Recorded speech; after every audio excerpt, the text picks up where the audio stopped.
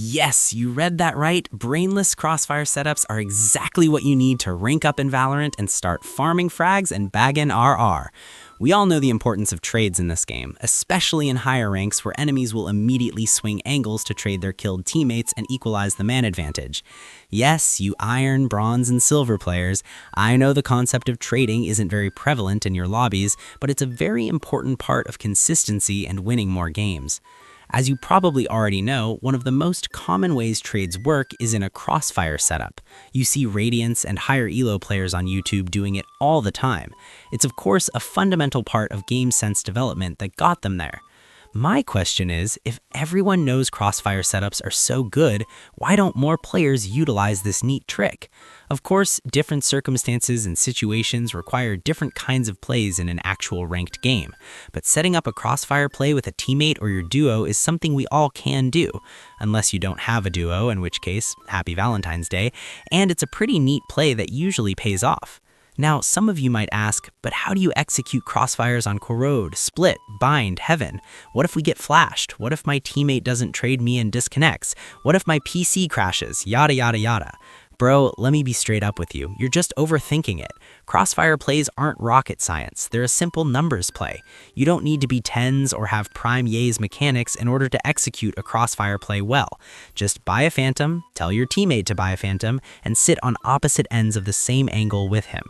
Now, if the other team has an initiator like Sky or Fade, chances are they're probably going to dog or prowler the angle before swinging into it.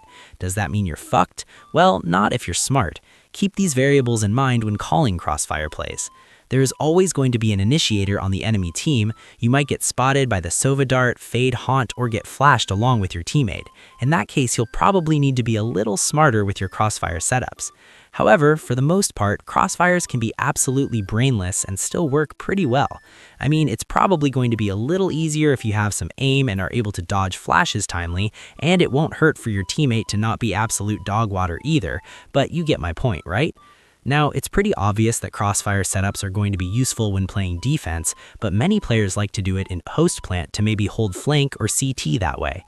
It's going to be riskier in post-plant, especially if you're up numbers and don't need to do all this silly goosery to win the round, but it's still a strong tactic nonetheless. My personal favorite crossfire spot is on Bind in Hookah, right when the rotators are coming out of the teleport into Hookah. Although crossfire setups are starting to gain some traction on the internet, I noticed that there's a very important element of playing in crossfire with your teammates early on in the game that not a lot of people talk about, and that is the psychological impact these kinds of plays have on the enemy team. I mean, can you imagine the hassle they'll have to go through in the next couple of rounds, checking every corner from both sides, investing util to clear angles, and just being scared overall to swing into an angle because they'll have this impending feeling that they'll instantly get traded.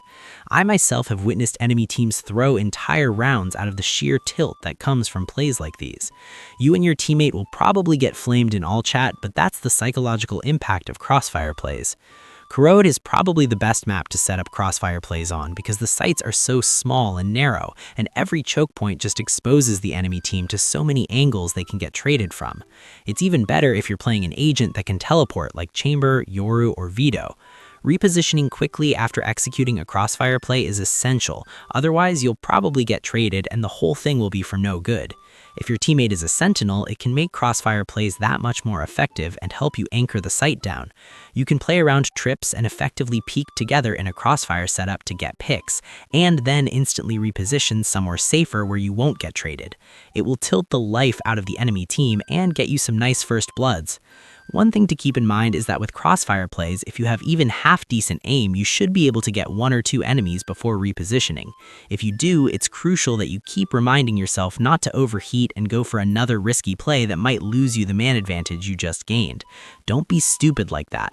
The whole point of crossfire plays is to be in the right position to trade teammates and play the numbers advantage from there. I myself have thrown way too many rounds because I kept telling myself, why not go for another one? It surely can't hurt, right? Right? Know when to make risky plays like this, but also know when to back off and let the round play out when your team is at an advantage. That's how you use crossfire setups to win ranked games consistently. Anyways, that's all I had for you guys today. Thank you for watching and see you in the next one.